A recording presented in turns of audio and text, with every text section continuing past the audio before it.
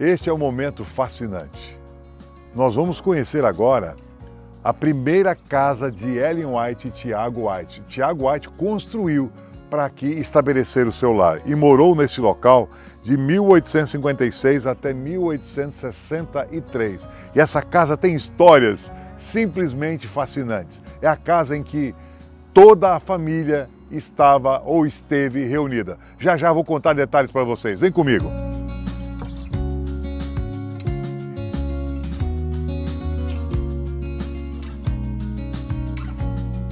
Normalmente as pessoas acham que a parte mais importante da casa é a cozinha, né? Outros acham que é o quarto. Mas na visão de Ellen White, esse era um lugar muito importante, porque é o lugar que ela reunia a sua família para celebrar. Desde manhã, ela fazia um culto mais rápido, cantava com as crianças, lia um texto bíblico e, ao pôr do sol, o culto um pouco mais amplo. Neste local, a gente tem algumas coisas muito interessantes.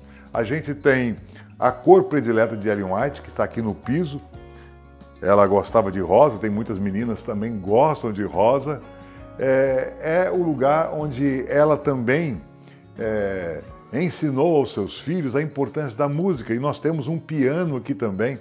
Interessante que a gente viu na história que essa casa custou cerca de $500. Mas o pianinho foi $100, ou seja, quase 20% do valor do custo da casa. E quem é que pagou esse instrumento? Os meninos, as crianças de Ellen White plantavam hortaliças e saíam vendendo pela comunidade, até que completaram $100 e compraram o seu instrumento. Então era um culto animado, um culto alegre. Algumas pessoas acham que Ellen White era uma pessoa meio carrancuda ou meio triste, mas ela era uma pessoa feliz. Gostava de cantar músicas animadas, não ritmadas, mas animadas e felizes. E nessa sala também nós temos uma imagem muito interessante. E Ellen White menciona que esse quadro é a imagem mais parecida que ela viu já pintada da face de Jesus. Então nós estamos num lugar muito importante que trouxe muita felicidade para a família White.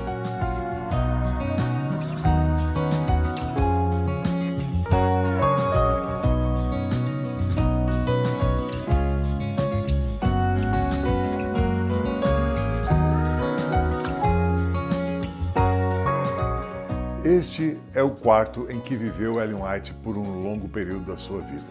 E foi neste quarto também que ela teve muitas e muitas visões especiais.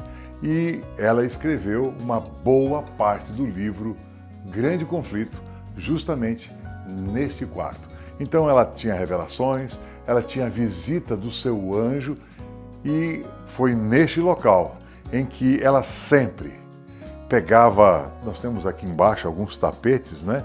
Mas ela, tudo aquilo que ela conseguia de recursos, ela colocava para mandar e para pagar os missionários que estavam no campo missionário. E ela pegava tecidos, pedaços de roupa, desmontava e fazia tapete de retalhos de tecidos. E sempre pegava o dinheirinho e colocava nesse local dentro de uma meia. E quando o dinheiro já estava numa boa quantidade, ela pegava e enviava para o campo missionário. Não tinha ninguém para dar recursos, então ela pegava todos os seus recursos que ela podia fazer, extras, para poder pagar os missionários que estavam no campo missionário.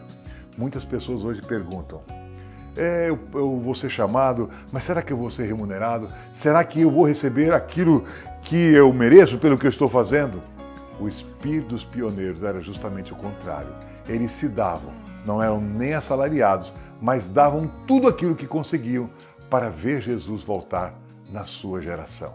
Que esse mesmo espírito, que essa mesma esperança possa encher o seu e o meu coração para nós nos entregarmos, para nós podermos doar não somente recursos, mas a nossa vida a favor e a serviço do Evangelho.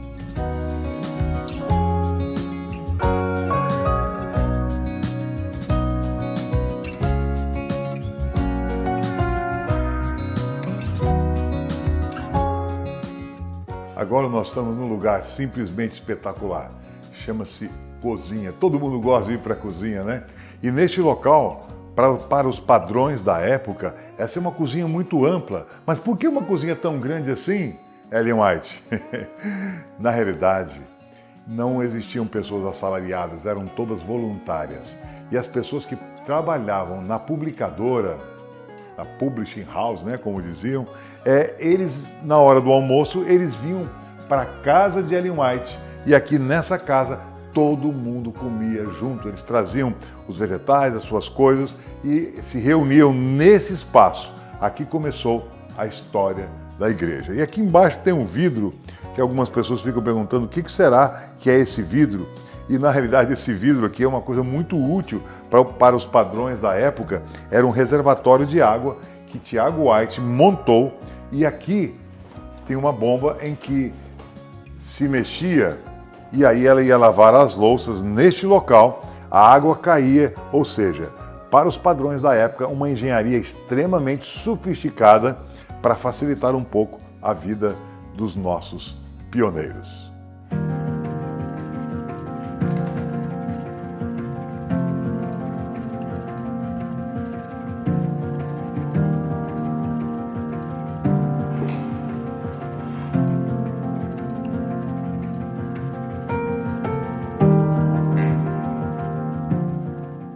Amigos, nós estamos aqui no coração da casa. Este local é o local do escritório onde trabalhava a secretária de Ellen White. Ela, a despeito da sua morte ser muito prematura, trabalhou durante muitos anos atendendo a família White. E neste local, além de nós termos os quadros da árvore familiar, nós temos também muitas das obras que foram compostas. A série Grande Conflito, nós temos aqui a primeira edição, segunda edição e uma das últimas edições. Portanto, aqui a gente vê com clareza o resultado de uma vida dedicada ao serviço de Deus. Ali nós temos as imagens da Review and Herald, Signs of the Times, aquelas publicações que precisariam ser enviadas como folhas de outono para todo mundo.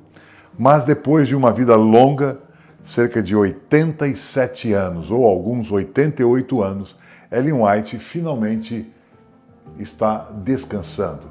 Ela esteve envolvida praticamente em 3 funerais. Nessa época ela morava na Califórnia e ela está, nesse momento, aguardando a breve volta de Jesus. E quando Jesus voltar, com certeza, Ellen White vai levantar da sua tumba. Ela, seu esposo, os seus familiares e todos aqueles que se prepararam para o encontro com Jesus. Quando nós paramos para olhar o seu legado, uma escritora que tornou-se extremamente consistente. Ellen White escreve sobre saúde, sobre educação, sobre comportagem. Ellen White deixa para a história americana um legado fundamental, não somente para a Igreja Adventista, porque ela fala sobre todos os assuntos e deixou, logicamente, pela revelação de Deus, conselhos sábios, transformacionais, que têm guiado a Igreja de Deus em segurança até o final da sua história. Vale a pena nós sermos fiéis, vale a pena nós confiarmos na palavra de Deus e nos escritos inspirados. Que Deus nos ajude a seguir os exemplos desses pioneiros extraordinários que ouviram a voz de Deus e estavam dispostos